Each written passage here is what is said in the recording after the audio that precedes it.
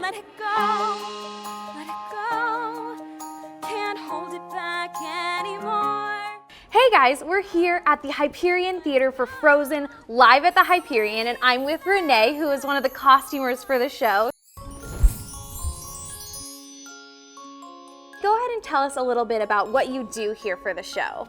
Oh, I had just an amazing opportunity to work with the costume designer Clint Ramos, who was recently nominated for a Tony Award. I'm sure that moment of seeing it on the paper and then just seeing it in front of you is just so rewarding. It truly is. And then to see people's reaction to the show is a good feeling. Definitely, and I can tell you that I'm feeling really good in one of Anna's costume pieces. Yes. This is so cute. Let's jump right into looking at these amazing costumes. Here we are with Anna. This is one of my favorite costumes from all of the stonework, and this is all done by hand.